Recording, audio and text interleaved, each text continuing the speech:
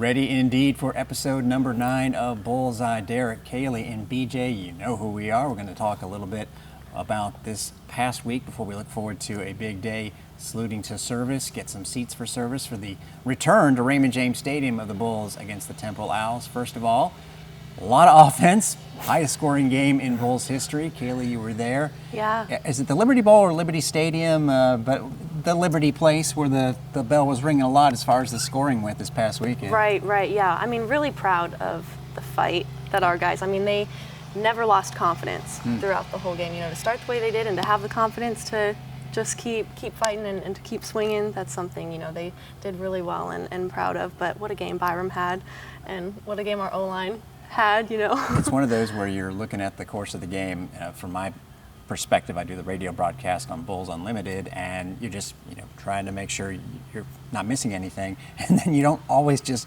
glance at the stats. BJ Daniels, when was the last time you had 5 touchdowns and 100 rushing yards in a game? Man, 5 touchdowns probably in high school. Okay. That's a heck of a day for him as far as numbers is concerned. I have a lot of respect for Byram as well, though. I did hear in this press conference interview, he wasn't too worried about the stats, and I respect as a quarterback. You could throw 2 touchdowns and an interception, but if you win, it feels better to you. Sure. But definitely impressed by him. What he said and how he's performed as well. Former Seattle Seahawk, they were good at special teams, and a big play in this game when you fall behind 2 touchdowns early, and it's something we'll talk to Alex Golesh about. And to get the lead by the really early stages of the third quarter, usually it takes a turnover. This was different. It was a punt block, first time for the Bulls in quite a while. Yeah. And that can lift the spirits of a team, huh? Absolutely. Turnovers are extremely important, especially when you're behind or you're trying to win, and you always want to win the turnover battle, but as well as special teams. When you could have a special teams play, it changes things so fast. So that was one of the positives I can definitely say that helped us, hang in the game. A lot of momentum. Yeah, absolutely. For One sure. of the guys that had a big game, 6 tackles, career high at least with the Bulls. Jonathan Ross is going to join us in a little bit, along with head coach Alex Golesh. In a couple of minutes, you're going to see. Always eagerly anticipate what Kaylee has been working on as far as her feature for the program. Tell people what they're looking forward to here. Yeah, I had a really fun feature this week. I did kind of a mashup of sports med, athletic training, nutrition. Wow. So talked to Connor Blake and talked to Scott Wood, and wow, it's so strategic and it's so methodical, their process and the timing of things. Like this meal is 3 hours before this meal, which is 3 hours to 4 hours before kickoff. So once they hit the field and warm up with Coach Gio, they're at peak activation, so they can be at peak performance by game time. I need to get on this plan, it blows man. my mind. So got the full spread, got some shots of the full spread Friday night in the pregame meal, and they're eating well. So they put it down too. That's a lot of food. Of course. A lot of food. I don't know how they do it. At this point, I've had a coffee and a Kind bar, and I guess that would not be. What's the opposite of peak activation? Right. What, before, she's talking about 3 hours before game time. What in the pros? When did they leave you on your own? What was it more? Was it more structured or less structured? What was the food like? Yeah, the NFL is a lot more on your own. Okay. They expect you to be a pro and be responsible for all the things that you need to do to get ready for a game. But I will say in college, it was a blessing to always have something ready and available at any time, no matter what you needed. So the thing is to overeat. Just kind of stay with your routine and what you need to get yourself ready. Because obviously a quarterback won't eat as much as a lineman, and a lineman won't eat as much as a receiver. So yeah, a lot of carb heavy to fuel the body, and it was interesting, really interesting. Well, that's just coming up in a couple of minutes. Yeah. After that, we'll be joined by head coach Alex Golesh, Jonathan Ross, who is a treat to talk to. You're going to get to see that. Amir Abdur-Rahim, like last week, he saw that Jose Fernandez came off a press conference, got to sit down here and enjoy the indoor performance facility. He's going to join us as well. And Sam Barrington always catches up to a former player, a recent former player, Meach Harris, who is the all-time startingest Bull in history and has, now that he's out of football, been the all-time losingest guy. He's lost 60 pounds. That's wild. That's not a guarantee for an offensive lineman, is it? No, it's because not. it can go in the other direction. Absolutely. It's interesting to see guys when they're done playing. The skinny guys get bigger, the bigger guys get smaller. So it's very interesting. Yeah. Well, you guys are going to love it. That's all coming up on the program. So stay tuned for an hour of quality South Florida information and conversations. And next, Kaylee on what we just talked about.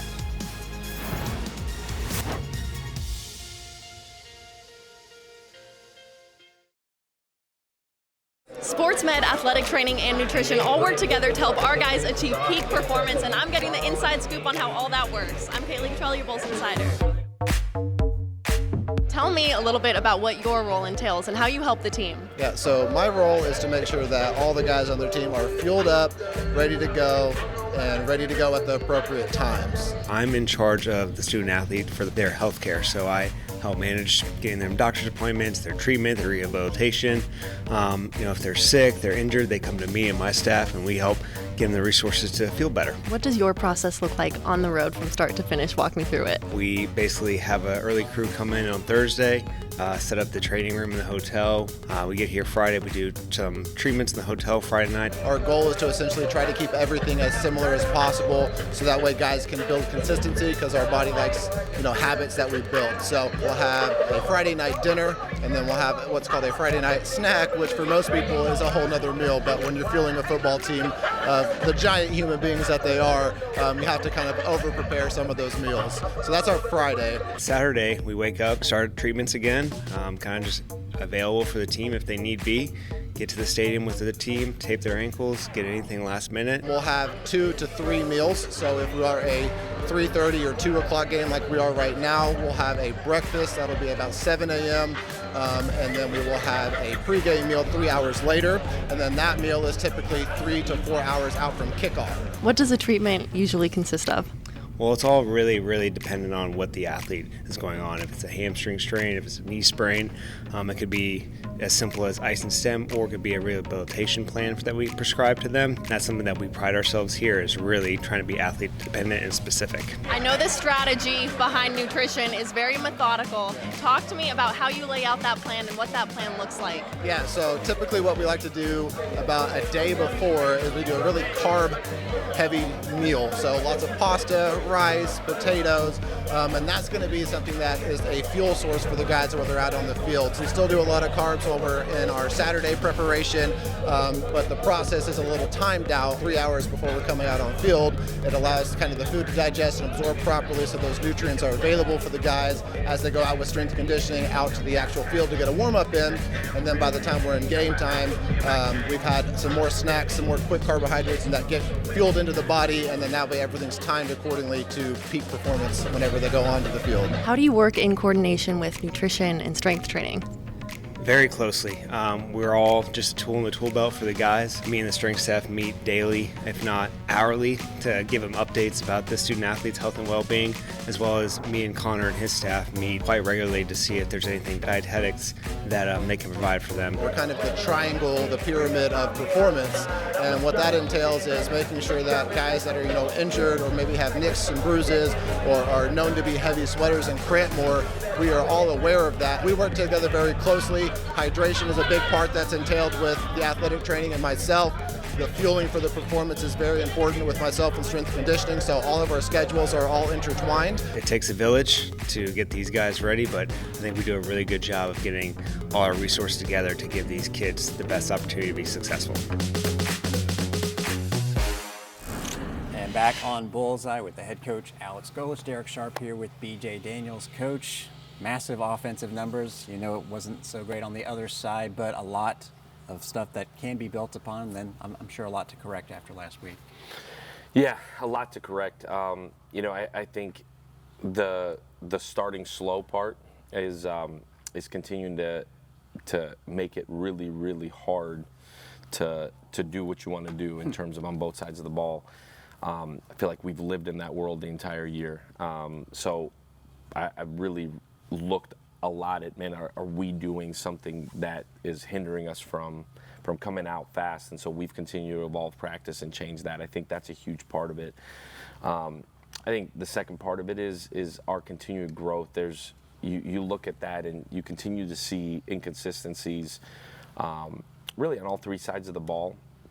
I think a lot of that gets covered up by, like you said, offensively, it felt like as complete of a game as you can have. Well, turn it over on the first drive, you give up 7, you turn it over in the end zone.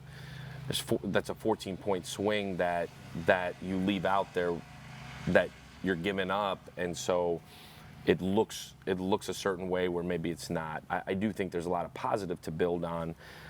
Certainly offensively with how Byram played, how our offensive line has continued to come together, the multitude of different guys we were able to get involved in, and guys on the perimeter stepping up in a big way and continue to improve.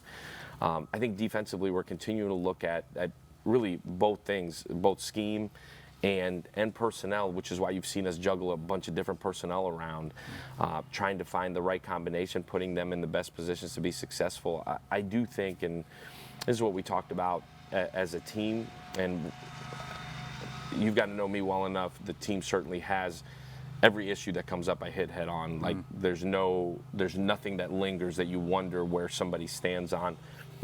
And I think from an effort standpoint, a consistency standpoint, guys being in position to go be successful, but then having the ability to go just cut it loose at times, and we lack that at times. Whether that's a personnel issue, a scheme issue, we're continuing to evaluate all of that, and certainly below the standard in terms of what we did. But I do think it's still a collective team loss to where offensively we got to find a way to score one more point than they do, and we had opportunities at the end of the game. We had 2 drives that we couldn't get jump started, where we put the defense in 2 terrible situations, backed up, and one of them we got to stop, the other one we didn't. But you got a chance to go and make it a game again, and we certainly left it on the field. That's why I say it's not coach talk or cliche that it truly is a complete team loss. And we've got to continue to mature and grow up to where we're having a different conversation here. Coach, you talk about personnel and moving guys around and people stepping up. Kelly Joyner kind of got a little more action than he's gotten this past season. And he converted on a 3rd down on the screen, and then he finishes that drive with a score. Can you kind of talk about what he's experiencing going through, and what in that moment he really showed to take ownership of his responsibility, which was to get the first and then finish the drive off with a score? Yeah, it's really exciting to have Kelly back and Kelly back healthy. Kelly, I give a bunch of credit to, because he's been unselfish in a lot of ways. We moved him to play the slot for us in the spring to continue to be able to install the offense and evaluate the quarterbacks and continue to build. And we came into fall camp and felt like he could give us a spark. We felt like we had a depth in the running back room, even though we feel like he's one of our best running backs, had depth in the running back room and didn't have depth at receiver, and we felt like he can give us that. As we went, and Sean and Naeem kind of have stepped into that slot role, felt like, man, like maybe Kelly can give us more in the backfield. What's helped him is that he's been able to learn the entirety of the offense, and now he's settled in back at running back. Well, we go in UAB game, he gets banged up and he misses a couple weeks. It was right as he was starting to really come on as a back. So his season has been really, really up and down, both from us moving him and him being unselfish in every imaginable way. I give, again, Kelly a ton of credit, like the ultimate team guy in terms of, man, coach, where do you need me to help us win? To now him getting settled back at running back. And it was cool to see him contribute. I think he's just going to continue to get settled in more and more and continue to grow, because he does. He gives you a lot on the perimeter. He's certainly a really, really tough back. He's also a guy that can go take it the distance. He does have high-end speed, so he's different for us in that running back room than the rest of those guys, and we got to continue to get him involved in the offense. Absolutely. Of course, we always end up talking about Byron at some point. I want to point out something he said after the game, and this is a game where it's not like he had short fields. You had 7 legitimate touchdown drives in all of his numbers, and yet his response was, we should have scored more, we could have scored more. Being hard on himself, but I'm sure you love to hear that kind of thing. Yeah, Byram is so easy to coach because it has everything to do with what's important. He keeps the main thing, which is his growth, his consistency, and him giving us a chance offensively to go score on every drive. I think when he says that, he's very, very honest about it, and I think a lot of these, I keep seeing stats and hearing stats, and like, you talk about a guy that doesn't care about stats and only cares about wins and how he's leading and what his process looks like. I think what makes Byron really, really special is because he does. It's all about process for him. It's about making the main thing, and for him, it's what a quarterback should be. You worry about leading, you worry about your process, you worry about getting the ball in space to the right guys, making the right reads, fundamentally being right, and therefore leading to us having success on the field. I think that's why guys look at him and they say, man, like, how can I be more like him? And this is a 19-year-old young man that you've watched him grow before our very eyes and just continue to improve and improve and improve. And I mean, you talk about a pleasure to coach. Like when he walks by you as a coach, you take a breath and you're like, all right, man, like that's our quarterback. We'll be fine. It's like Confidence gives you real confidence. It's like when BJ walks by us in the office. It's like, that's my man right there. It's not like Every time BJ walks by, I'm like, man, I really should go put something nice on to wear. Feel underdressed for every occasion. Here comes a big ask. Now, listen, I'm not going to ask you to talk about any play specifically. Byram got knocked out of bounds. I'll mention it. And then the pick where there might have been a PI that you might have responded to on the field. But my question to you is, when there are a series of plays that could have changed the outcome of the game without blaming the game outcome on those, do you go back and look at them and send them to the league? Do you have someone else do that, or is it like, move on? Yeah, we get asked to evaluate every official in the game, and then we have the opportunity to go send plays that our director of officiating, who's done this for a really long time, back to the Big East days, is very honest with his feedback, and those guys get evaluated just like our players do. And so, no, you certainly send them in, you get feedback back, and a lot of that feedback is more so you can coach your guys the right way in terms of, man, they're letting this go in the league, they're letting this go, hey, they're really keeping an eye on whatever, holding or defensive pass interference. What I found in this league is they will let you go play on the perimeter, which is if it's being called both ways, you're totally fine with it. And I do feel like it gets called both ways, and there are certainly a couple calls that you in a game where you feel like change the course of what the game is played like, and that's certainly not their intention. And me on the sideline is more so, one, trying to get an explanation, or two, making sure our guys know that I got them and we're gonna try to get it right. And so, as much as anything else, you just want consistency. You want the replay to get things right. You know, we had a forward pass that was deemed a backward pass, put you in a 2nd and 17 situation, which I thought was as tough as anything. Lesson learned from that is our communication from the box down. We were back and forth on what it looked like on the replay. Man, was it forward or was it not? If it's close, we need to go ahead and take the timeout and review that to make sure that 2nd and 17 on clock stoppage is a tough down to play where really it should be 2nd and 10. At the same time, I'm gauging, man, it's a really close game. Do I want to take a timeout and knowing you're probably going to need it at the end of the game?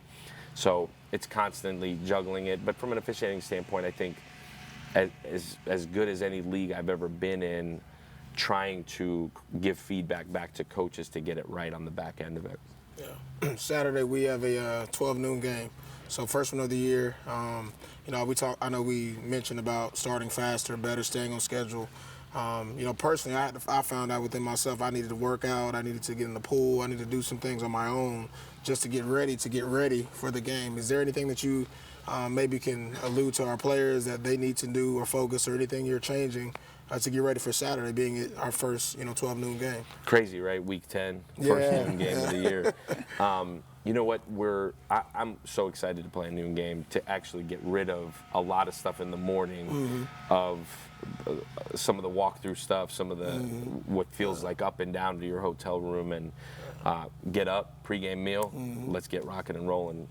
Maybe throw everybody in a cold tank and get them juiced up. No, we really have, even today at practice, put the ball down and go play and get it jump started right at the beginning. And you hope that the competitiveness of who we're trying to build up to be, when the ball gets put down, you get a chance to go play. Right. Man, oh man. And what you're saying is dead on right. And we talk about process so much and being a process-driven team. We're pushing guys to figure out, what is your process, man? Like what do you need to do to get ready? I think that is very individual. I think everybody's different. Right. And I think you see our immaturity as a team show up a lot. It certainly at the beginning of games, and that's part of growth, part of maturing. But yeah, absolutely, we're going to get ourselves up and going, and I'm excited to play a noon game. You know, I lived half my life on Central Time where you're playing 11 o'clock games, and we're a morning practice team, so my hope is we get up and we get going every morning. My hope is that certainly helps us. Absolutely. Outstanding. It's going to be salute to service. That's going to be cool. White uniforms with the American flag, although I was going to ask you, do you have anything in the fashion of black camo? And looking at your hat, man. Salute to service. Specially made for you. I love it. Man. Let's bring out the crowd. Are you looking forward to getting back home for once? I am. I'm excited. I love walking in or running out out of the locker room, and that student section's been incredible all year. They've shown up. They brought a ton of juice. I do think we've got a huge advantage when we're at that end of the field. I love being at home. You're able to get recruits back on campus. I think that's so big for us as we continue to build. We need a big crowd. We need people to come out and show certainly our players the support that you hope as a player you get, but more than anything else, create an environment where it's tough to play here and show our recruits and the future of our program, and like, we're going to be here to support you. And so I think it's huge for our fans to come out. Certainly not hard to do so. Noon, Saturday, Tampa.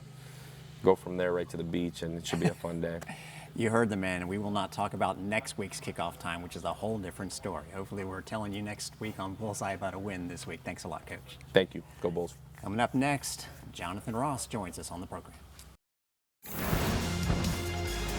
Back on BullsEYE, Derek Cayley now joined by Jonathan Ross, coming off a career high in tackles with 6, and just a treat to have you here. Yeah. First of all, number 10, very cool number. Yeah, You're almost getting to that many in tackles, by the way. I got to ask you that. I love the defensive lineman going with the different numbers. Has 10 always been kind of one you've gravitated towards, or what? That was pretty much my first number I ever wore in playing football. So it means a lot, and I had it at my old school as well. So it's just something that sticks to me, and I represent 10. That's how I kind of feel. Wow, at your old school. We'll get into that in just a little bit. Yeah. Cayley was at the game and noticed something about your rooting section. Yeah, I noticed both your parents there at this past game. I noticed your mom at UConn. Yeah. Did they go to every game? What is that support like? My mom, she's my #1 supporter. So I love that. she's at every game. Wow. Every game. She does not miss a game. I always look for her every time I go out. So. Well, wait a second. First of all, shout them out by name, your parents. Michelle and Dwayne Ross. Okay, now Michelle, you just said it's at every game. Yeah. And if people are thinking, oh, is he from Florida? No, where's their home? Maryland. She comes all the way from Maryland. That's incredible. Every game. She has not missed one. Home games included? Home games included, yeah. That really has got to mean a lot. Now, a little inside story that I understand, she may be coming down for Thanksgiving. Thanksgiving, yeah. Get some mamas cooking for Thanksgiving before buffet, Charlotte? Yeah. All right, I'm ready for the buffet, though. I'm ready for the buffet. I want to hear about this buffet. We had Manny Hickman on, and he said that his mom makes the best steak and that she was going to be cooking for Thanksgiving, mac and cheese. Yeah. Tell us what your buffet would be like, at least what you expect. What's your menu? I love yams. Yams is my #1. Okay. And my mom makes like a fire sweet potato pie. Ooh, It's so good, so good. I love it. I say collard greens, and then I don't know the meat. I'm not really much of a turkey guy, but I'll say probably some kind of fried chicken or steak. I like steak. I love steak. I can eat that every day. All right, we're speaking the same language with the collard greens and being in the sweet potato and the yam family. I like that. And let's go back to Maryland. Bowie State is where you ended up starting off your career. Tell people about how that experience maybe got you ready, that transition from high school to where you are now at D1. So starting off, I went to Bowie State University. It was more so, it was a D2, small D2 HBCU.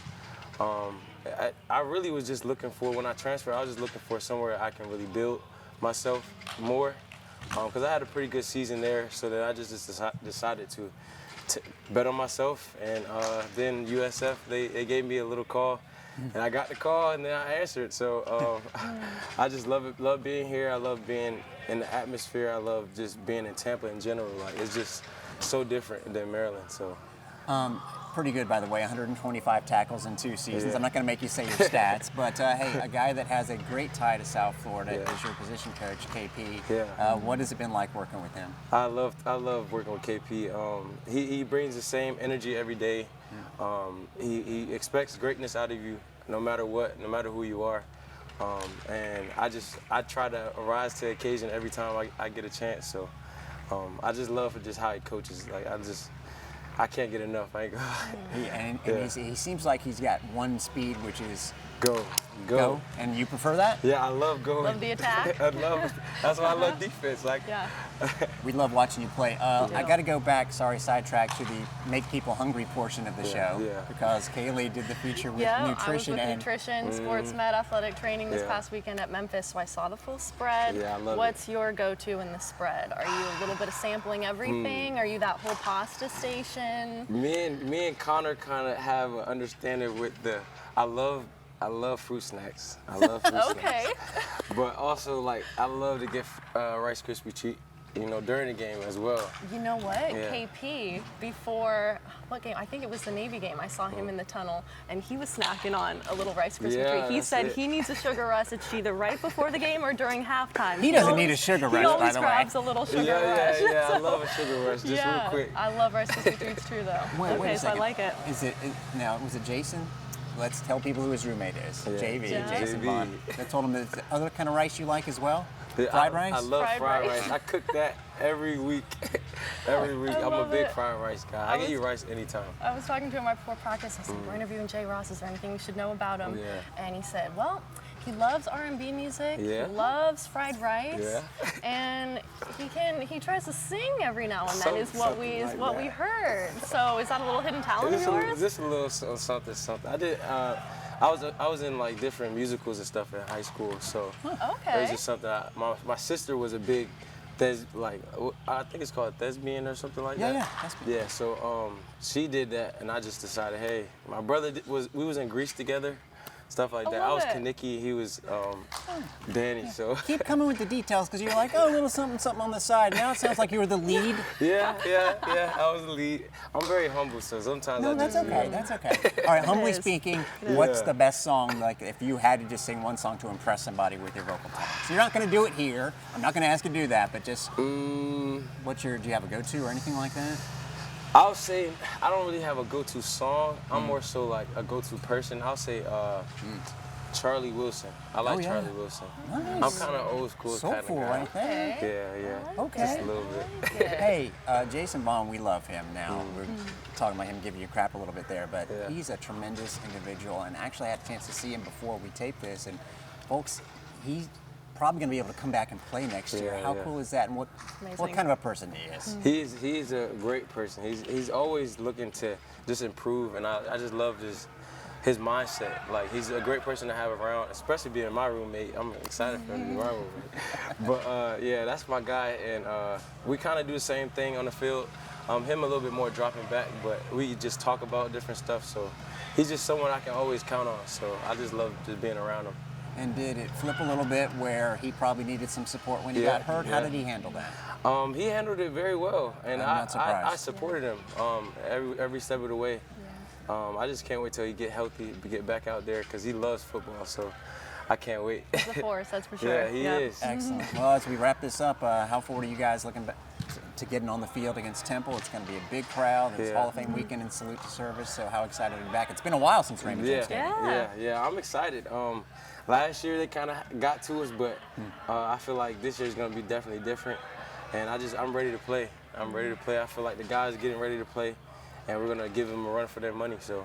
All right, all you got to do is just add to that career total list, at least at South Florida. Thank you very much for Thank joining you. us here. Thank you so Thank much. you. Appreciate you. On BullsEYE, one of his former teammates, Meech Harris, next in our alumni video with Sam Barrington. Yeah. Welcome back, ladies and gentlemen. This is Sam Barrington, and we're back with our special segment where we highlight an alum. And today we have one of the guys who probably has the most unique situation, has the record for all-time starts at the University of South Florida with a total number of 53, a record likely to never be broken by anybody as we look down the line. Demetris Harris, you look great, man. You look like a skill player now. You look like you're down a few pounds. I want to ask you about that. But tell me, what has life been like since you've left the University of South Florida? Yeah, so it's been a great transition. So I had a little stint with the Seattle Seahawks. Went up there for the mini camp. The NFL stands for not for long, so I wasn't up there too long. But it was a great experience. Pete Carroll was amazing. The whole coaching staff was amazing. First class, everything. Then just started working. I'm currently working for Amazon right now, but I'm about to start doing life insurance. So if anybody needs life insurance, I'm the guy for you. Just making that transition from being a student athlete to the real world. So learning as I go. A lot of things that you don't even think about on the everyday basis. That's like, man, they took care of it for me. Now, I got to take care of it for myself, just, learning on the fly, and just still learning, still expanding, still trying to grow my mind, still trying to become the best version of myself that I can. That's amazing. Well, first of all, congratulations, because like I said, you started 53 games at USF. And at the end of the day, you can still tell people, hey, I played in the NFL, right? Oh, for sure. And they don't have to know how long. You just tell them, hey, I'm an NFL alum, right? And you can always wear that because you got to walk into that building.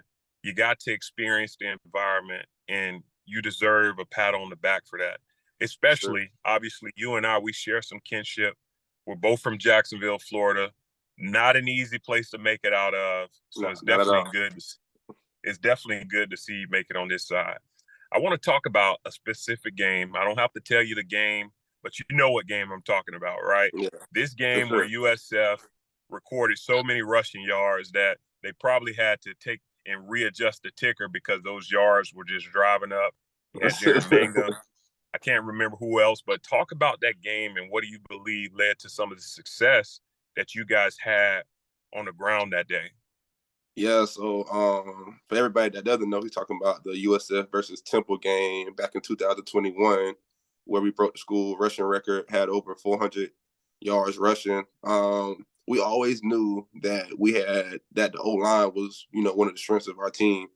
And you don't run for 400, and you don't run for 400 yards by a running back or by a receiver, just by yourself. Obviously the O-line, we were doing our thing from Donald, myself, Brad, Lump, and Big Trey, and then even the guys that rotated in, Blanchard and the other guys, that we felt like, we could go 8-9 deep.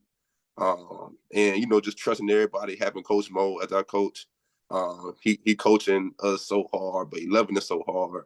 And I ran through a brick wall for that, man. Still to this day, we still communicate, we still talk. And we just knew, like, early in the game, we was like, man, we can run the ball. And we just kept running it. We just kept running it. And then you look up, it's like, oh, like, we have 400 yards. And it's like the record, I don't remember what the previous record was, but we like, man, we about to go break it. Whatever it is, we about to go break it. And then it makes it even sweeter when you get the dub with it, So we got the win with it, and we broke the school record. So that was a great night for sure. Yeah. What do you think led to your durability overall as a player? I mean, 53 starts, right? Yeah. 53 starts. I don't know if they were all consecutive, but when you talk about durability and how a lot of coaches say the best ability is availability. Yeah. What was the key to that for you? Just being available. I mean, it is what it is. Like, just being available. I remember my true freshman year, I ended up redshirting. I had to get surgery on my thumb. I had tore a ligament in my thumb, and I was out for about 6 weeks. I had tore it during training camp. I was a freshman, so I didn't have any cachet. I wasn't Meach at the time. I was still Demetris. I didn't earn any stripes yet, and I was just like, man, I'm not going to let injuries hold me back, So I took that. Hindsight is always 2020. So I took that year, and looking back at it now, it did so much for me. The game started to slow down. I got bigger, I got faster, I got stronger. In the moment, I'm like, man, I know I can play. But looking back at it now, I'm glad I sat back and let football happen. Sometimes you don't know what you don't know, and so my high school coach had always told me, you can't make the club in the tub. Basically, if you're hurt, you can't play. And I'm like, football, you're never going to be 100%. You're never gonna be 100%. So it's just like, how can I get my body recovered faster than everybody else's? How can I, you gotta have a high pain tolerance. It's not like I was playing receiver and just running up and down the field. I'm in the trenches. Sure. I'm hitting somebody every single play. I love it. So just having, me being physically fit, being strong, being able to take the withstand it, but then also having a little bit of pain tolerance. You got to have a high threshold for pain. And then also, I just didn't want to let my guys down. I knew the guy left to me. I knew the guy right to me. I knew he was going to push through it. So when everybody's pushing through it, make you want to push through it too. And then just the love for the game. I love playing. I didn't want to be on the sideline. I didn't care. I played through injuries. I played through foot injuries, ankles. It seemed like every 2 or 3 games, something was wrong with me. But it's like, man, that's not going to hold me out. I'm still going to fight through. I'm still going to push through. I'm still going to go for the guys. So just a little combination of everything, honestly.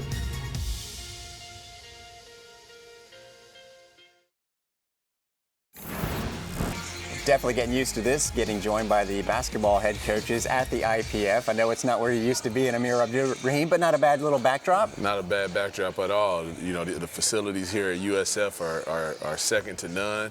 I like coming over here. It gets me out of the office a little bit, so I don't mind it at all. And it's a nice little walk on a day like this. It is. Hey, it is. Your office where your team played, and I was out there at the exhibition game, and the regular season starts Thursday night. Yep. Not so bad either. I know you've seen the Yingling Center, you practiced in it, but how was it to be actually part of a game, albeit an exhibition? It was great. I was really excited to be able to coach in the Yingling Center, but the way our guys performed, the way they played together, shared the ball, 24 assists on 33 made baskets. I was very pleased with the things we did offensively. And I want to talk about the players' performances. Yes. I was there, but I got to say something about your performance. Okay. You were pretty cool. You had your arms on across the whole time, but inside, during the huddles, the parts that we didn't see, are you a little bit more animated? No, I've grown in that area. If you would have saw me my first 4 years as a head coach, I was a lot more animated, a lot more riled up, but having good assistants and players that remind you that how you respond matters. I've learned to, mellow out a little bit. Well, your guys responded great. Now, I don't know if we're going to expect 94 points every game, but that's how many you scored in the exhibition. Yeah. And we talked a lot about with the players how defense is drill. But when the offense is flowing, is that something that we can look forward to? The offense was a product of our defense, to get 94 points, that didn't all happen on offense. Defensively, to hold a team to 49 points, it says a lot about how your guys are connecting, what we're trying to drive home defensively. Now, if we could average 94 points a game and hold teams to 49 points a game, I like our chances this year. But more importantly than anything, we want to keep building on our defense, because that's it's going to be nights where you don't make shots. Sure. But if you're defending at a high level, that defense can get your offense going. And it gets going on the break. But in the half court, you guys are able to use a variety of different shooters for three-point shots. Is that something that you can see within this team, that being spread out a little bit? Absolutely. I think that's the strength of our team. The strength of our team is to we have probably 6 or 7 guys that on any given night can get you somewhere between 15 and 20 points. Yep. Now the challenge is to get them to infuse those talents together, right, to make it hard for us to, to be defended. And so they did a good job the other night. I thought, again, 24 assists on 33 made baskets. They were really unselfish. The ball found great ball energy. Ball energy. Go ahead and explain that term. I've been learning about it. So, you hear ball movement all the time. And I think when guys hear ball movement, they don't want to, it's like, oh, you don't want me to shoot. Well, when we talk about ball energy, as long as that ball is moving, we're going to find the best shot for the team. And that's what we talk about. It's like, hey, let the ball find energy. Once we have defense in rotation, let it continue to find energy. Let's give up a good shot for a great shot. Let's give up a great shot for an elite shot.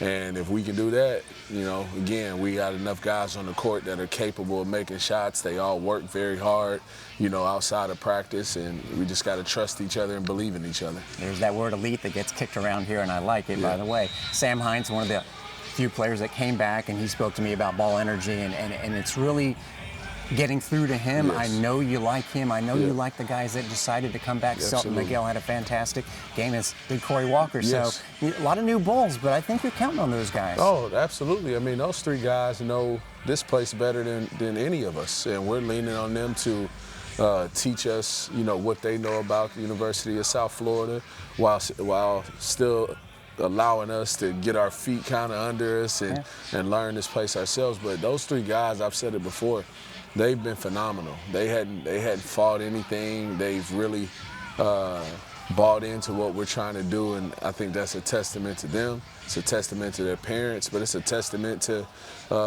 Coach Gregory, who coached them before. Obviously he did a good job of, helping, mold them as men.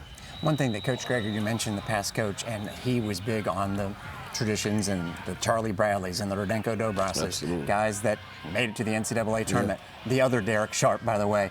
Is that something where you're getting that sense from the community that they want to support the Bulls and keep going forward? Oh, absolutely. And, I went to a small Division I school called Southeastern Louisiana.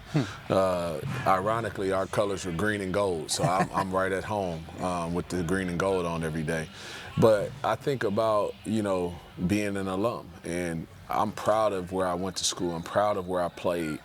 And every school has guys that are proud of where they play. So the fact that Charlie and Rodenko are right here, Chucky's up the road in Orlando, I want this is their program. I'm just the flag carrier for a while, hopefully for a long time, but I want them to be proud of where they played. I want them to have a team that reflects the hard work and sacrifice that they put in to make South Florida the program that it is. And so, yeah, it means a ton to me that those guys feel a part of it, are a part of it, and I need them to come back and share their stories, with our current guys, because unless you know where you've been, it's hard to know where you're going. Some great stuff as far as where they've been. Another alum, women's basketball team, Joey Williams, is a big part of your staff. I saw you with her at the women's game on Monday night. Yes. Tell people what she's meant to you. Man, Joy, I've known Joy almost 20 years now. When Joy was the head coach at Murray State for the women's team, I was a graduate assistant, and I got a chance to get to know Joy there. And Joy, she hates when I say this, and this is not to take away from anybody else, but I think she was my most important hire this offseason, simply because, one, she has head coaching experience at a high level. Two,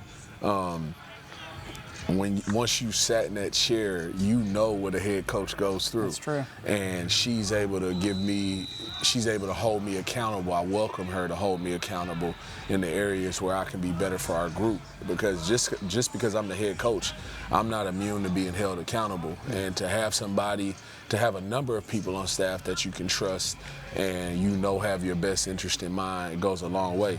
And then on top of that, Derek, she's a USF alum.